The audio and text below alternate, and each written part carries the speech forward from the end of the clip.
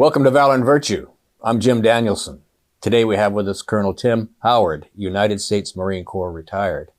And we'd like to ask you, Colonel, to tell us a little bit about yourself and what led you to become a Marine. Okay, well, as we had talked previously before we started recording, all of my family was Army. My mother's one of 5 sisters. 4 of her sisters, herself and 4 sisters, married soldiers. And they ran the gambit. Had one officer who flew helicopters in Vietnam. My dad was retired lieutenant colonel. My uncle Bo, who was a former Marine, a PFC on Okinawa in World War II, and he and I were pretty tight. He's retired lieutenant colonel in the Army because he got rifted after the war. So anyway, the service was a pretty natural progression for me. I started off trying to go into the Army, frankly, and because obviously my background was all Army, and they said, okay, well, we don't, you got a 4-year degree, we don't do officers, we do warrant officers. And I said, I know the pay scale, and it seems to me like I ought to maybe go somewhere else where they'd have officers fly helicopters. And okay, you're going to the Marine Corps. Oh, okay. So that was my decision maker. Basically, did I want to be a warrant officer? Of course, the warrant officers in the Army at the time, I don't know if they are now, were not even commissioned. They were, our officers, our warrant officers in the Marine Corps have always been commissioned officers. The Army didn't have that. So I said, number 1, I want to be a commissioned officer. Number 2, I want to be, a lieutenant or a captain or a major or a colonel, not a CWO 1 or 2. So that's how I came to the Marine Corps. So you were already flying helicopters? No. I had an uncle, Chief Warrant Officer 4, who's passed on, but he flew basically the Army's version of the CH-46. They didn't call it that, but they had the twin rotors. He flew that in Vietnam. And so I kind of gravitated toward that excitement of being an aviator. So where did you start out? As far as a Marine officer? Okay, well, obviously I went to OCS in Quantico, November 77. It was pretty damn cold. For a guy coming from Florida, I wasn't used to that, especially when we do our hikes, in the snow. It was like, whoa, this is different. So started off there, of course, and then went to the Big Suck, TBS. 2 weeks of training crammed into 13 weeks. And then from there, I went to flight school. One of the things that sort of animates us here, the Marine Corps has these, we call them the values of honor, courage, and commitment. They're virtues, is what they are. And we talk about how people reflecting on how you think you developed as an individual, as a human being, from being a Marine. Couple of things. Number 1, I support those virtues. Obviously, in fact, we had them on T-shirts and things like that, and Paris Island, that got hammered into the guys and all that. Some of the things that happened to me personally was I got very good training. Now, I'm not going to lie, there have been people that I've served that I was subordinate to that weren't my favorite people, but that's the luck of the draw. Sure. By and large, I've loved being a Marine. I've loved being around the Marines. And although, I've sent guys to jail, but, by and large, at the 99.9%, I never felt like, gosh, I wish I wasn't a Marine. I wish I was something else. In fact, when I had 2nd Intel Battalion at Camp Lejeune, I had them from 99 to 2001, we get these joint training things come up. And I would always send a couple guys. And I'd say, there's 2 reasons I'm sending you guys. 1, I expect you to do well, and we did well every time. Every time, not just once or twice, every time, top 10% of the class, top 3, whatever. But I want you to come back and talk to your fellow Marines about how we're different. We're different. We look at things differently. We approach things differently. Ray Smith, retired Major General, was the battalion commander for the infantry in Grenada. And I think he lives here. I haven't seen him in years, but I think he lives here. If he's still alive, I don't know. But he used to tell me, he'd say, Skipper, the Marine Corps thinks we're different. And you know what? We are. And so we don't just think it, we believe it, and we show it when we can, which is pretty much every day for most of us. So that's something I'm quite proud of. And I was very, very proud of my Marines my whole career. As I say, I put some in jail, but they were the abstractions. They weren't the norm. I also had guys that did great. I had a mess sergeant who ran the mess for one of the UFLs, ultra-focus lens in Korea, got a Navy comm.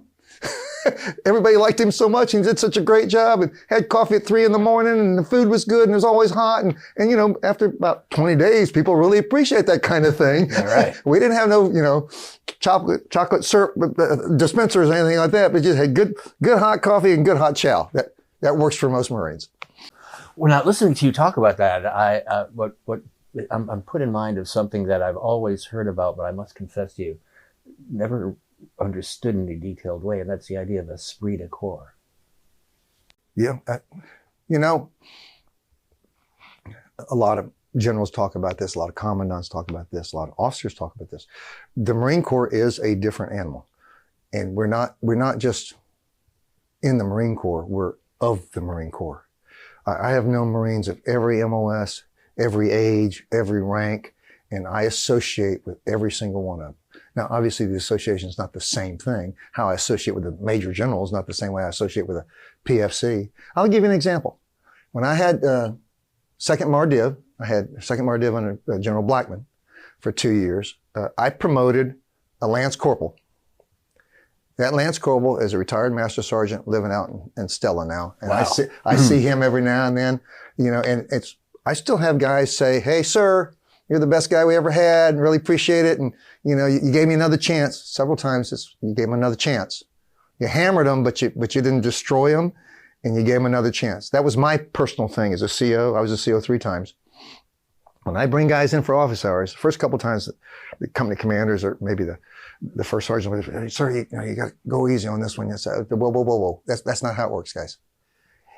He's had the platoon sergeant. He's had the platoon commander. He's had the first sergeant. He's had the company commander. I'm not the start of the road. I'm the end of the road. Okay. So what I would do, everybody has a style. My style was, okay, you could do 3 things as a battalion commander. You could restrict them, you could take half their pay, or you could cause them a strike. Up until sergeant. After that, staff sergeant, you had to refer up to higher boards. So what I would do is I would restrict them to the barracks, even if they lived in town with their wives and kids, and restrict them to, you know, place of worship, PX, that kind of stuff. I'd take half their pay for 2 months and their rank, but I would suspend those 2. Okay, so they didn't lose their rank and they didn't lose their pay. I said, if you come back here within 6 months, we start you at a pay grade lower, and the first thing happens is you lose 2 months of pay, half for 2 months. And I had probably, I don't know, not a great number of guys, probably 4 or 5 guys during my career, because I had commanded 3 times, that came back to me later and said, "Hey, you know, that was the wake-up call." And most of them retired as very senior enlisted. I think at least gunny, several of them master sergeants and sergeant majors. So that was one of those, well, okay, that philosophy turned out all right for me. Yeah, that's, you know, it's very interesting, but it also puts us in mind of something that we've talked about with a number of people, and you obviously have a lot of experience with Parris Island. Mm-hmm. Young people just starting out, this is actually a question, young people just starting out really, you know, need, and this is what we'd like you to talk about, that confidence boost that comes from a challenge that you overcome. Well, as we know in Parris Island, we start them off like 3 o'clock in the morning. We want them disoriented and all that. Now, I wasn't a DI. I wasn't in the numbered battalions. Weapons battalions was the rifle ranges and the crucible and the gas chamber and the rappel tower and all that kind of stuff. Confidence course, that kind of stuff. Yeah, we bring them in, and you're absolutely right. The theory is you get them a little bit nervous. Okay, they don't know what's going on. You keep them off balance for a while, and then you start building them, building their character, building their poise, building their confidence. And by the time those guys leave Parris Island, you know, other services give them 2 or 3 ribbons, right? You get out of some services, you get a hand grenade throwing ribbon, you get a service ribbon, you walk in as your new unit as a private or PFC, you got 3 ribbons on your chest. People always ask me, what are you getting ready for? We give them because that's the personification of what they've achieved. They've become a Marine. They've done something extremely difficult and extremely important for the rest of their lives, whether they do 1 tour or 14. This is who they are. Pretty proud of that. Well, I, from an officer's perspective, well, I don't know if you've noticed, I thought that drill instructors were funny. Well, they weren't funny to the recruits. When the guy's rolling the trash can down the squad bay at 5 o'clock in the morning, they don't see much humor in that. No, I get you. Well, it was funny when they were doing it to somebody else. Well, yeah. Then it's like, oh God. But you know how that happens. I broke that code pretty quick in OCS. These two guys are getting hammered this week. That means either they're completely screwed up or this is the way the game is played. You figure out after a couple of weeks, my turn's coming. My turn's just let it go. Make sure you do the best you can. They're going to yell at you. Get through it and succeed. Persevere and succeed. And that's basically what the training was. Because I mean, physically we could all do it. If we couldn't do it all when we started, by the time we finished, we certainly could. Right. And I was a high school athlete, so and before I recruited. My recruiter said, okay, you got to run 3 miles, you got to do this, you got to do that. And so I started training. I started doing pull-ups and sit-ups and running 1.5 miles and then 2 miles. So when I walked in there, I was able, nobody had to say, oh, this turd. That turd, that's a Marine acronym for troop under repeated discipline. So at least this guy has the physical part. We don't need to beat him up about that. So, but there is like a constant, I'm not sure how to describe it, mental, emotional pressure. Yes. Which seems like that is more draining over time than the physical. I agree, but it's purposeful. We've been doing this for over 200 years, actually, more like 250, getting close to 250. And, we don't do anything just because it's fun or we think it'd be kind of cool or we're narcissistic or whatever, although, we all know a couple of DIs that they had to go back to the fleet because they forgot they were DIs and not gods. I mean, that happened. That does happen. That's a fact of life. But you put 400 people together to do something and give them responsibility and authority, not all 400 of them are going to shine. I mean, that's just the luck of the draw. Sure. So, but, in the Marine Corps case, we probably do 395, which is not bad. No, that's definitely not bad. I have a son who's in the Army. And, he was recently at combat dive school. Oh. And he said there were a lot of Marines down there. Yes. I said, what did you think of them? And he said, this is what he said to me, which I thought was so interesting. He said, I wish we were that squared away. Yeah. That's because he has a Marine for a father too. So I mean, he's been arguably exposed to a set of values that maybe he wasn't exposed to in the Army. I'm not knocking the Army. All my cousins were Army. I don't play that game. I just, the services are different. The major difference between the Army and the Marine Corps, from my perspective, is the Army thinks of combat in terms of corps and armies. We don't even begin to start thinking about combat until, we have divisions, not division, divisions of guys. And we want to build massive juggernaut of power and then go forward. The Marine Corps is exactly the opposite. We're a building block combat pro. We go out with a MEU. We establish a beachhead. We bring in with a MEB. We get going with the MEB, then finally the MEF, and then that's our biggest unit. Basically, a MEF is basically an army. Okay, and so that really drives a lot of our decisions. If you want this capability here instead of here, you got to put it here. And the Army likes to put it all up here. I remember once when I had first remotely piloted vehicle company, we were talking about the communications relay package with Major General somebody at Augusta, Georgia, Fort Gordon. That's the Army's comm, school, fort, whatever. And he said, yeah, I want to be able to change frequencies. And I said, well, yes, sir, that'll be part of the package. The guys doing the mission will be able to change frequencies if they need to talk to other people. He says, no, I want to be able to change frequencies. I'm thinking, a major general wants to change the frequencies? I mean, I was thinking, some corporal down in a CP where the boss says, hey, we need to go to this frequency because the comm guy said that'd be a better VHF frequency to talk to these guys who are doing photo observation or whatever. The real, they're in the game. A major general doing that. So, but that's the way they think. And again, this is not, the difference is when the nation commits the Army, the nation commits the Army. When the nation commits the Marine Corps, I'm not trying to hurt anybody's feelings, but it's not the same thing. It's not the same thing. We're supposed to get in, establish, and get out. The Army, how long did they stay in Europe after World War II? How long have they stayed in Korea after the Korean War? Sure. They just stay. But again, it's a different commission by a different commitment by the nation. That's my opinion. Again, right, wrong, or indifferent. That's what I've learned over the years.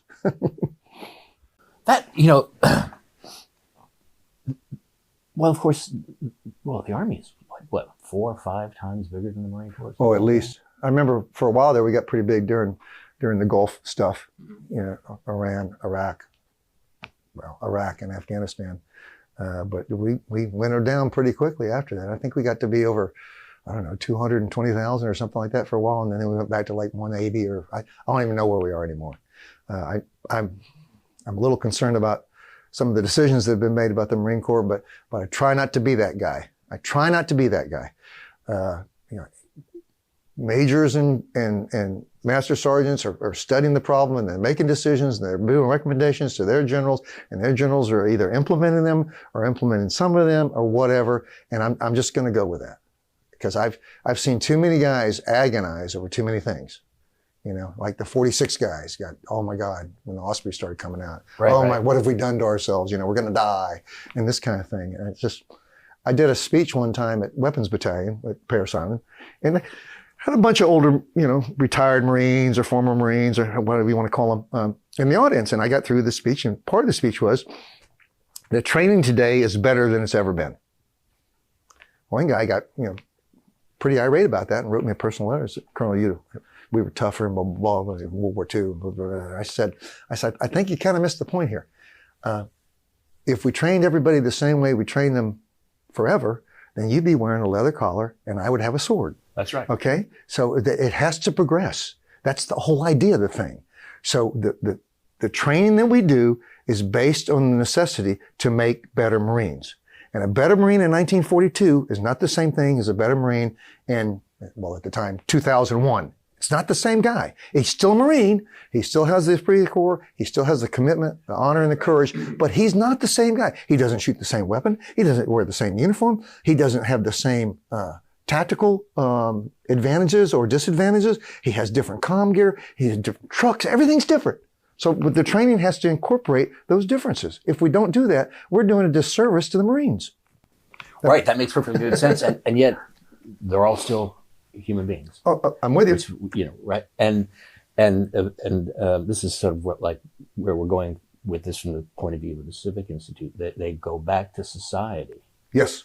And what would you say if they go back to the society fit to be proper citizens, members of the community, participating in their society, maybe even being an example to others?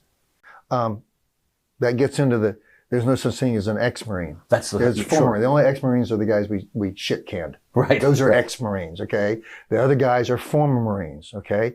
Or they're still Marines, they're just no longer active. I'm still a Marine at heart. I don't do wacky stuff just because I either can or I'm a civilian or whatever. No, there's a code I'm expected to uplive. I remember once I had and this happened several times. Again, as a commander, you see some things maybe some other guys don't see, but I'd have somebody come in, maybe a corporal, maybe a sergeant, come into my office. He's get out of the Marine Corps. Get out of the Marine Corps. And I'd say, you got a job lined up, and that kind of stuff. And he said, yes, sir. I say, well, you got anything, thanks for your service. On behalf of the president, I thank you, which was, I was allowed to do that. And many times they'd say, wow, sir, this is really different from what I've been exposed to. What do you mean? Well, the first sergeant and the company commander and all those guys told me what an asshole I was for leaving and all that kind of stuff. And I said, no, I don't agree with that philosophy. You're not quitting. You're just moving toward a different direction. And frankly, those guys, those one-termers, do more recruiting for the Marine Corps than all the recruiters in the world ever did. Because they'll go back to Arkansas or Alabama or New Jersey or wherever, and they'll be having a beer with their friends and talking about, how great it was to be a Marine, how good they felt. And some of those guys will go join the Marine Corps. I've always thought that it was counterproductive to beat a guy up because he was ready to do something else in his life. As you say, they're human beings. Everybody has different goals and whatever. We had one guy flying Cobras with us that did one hitch, and then he went down to Miami and became a lawyer because his dad was a lawyer and he was going to be in the firm and all that. Okay, good, great. Thanks for your service for 4 years. Appreciate it. Now be a good lawyer. Yes. If there is such a thing. I'm kidding. That's right. Well,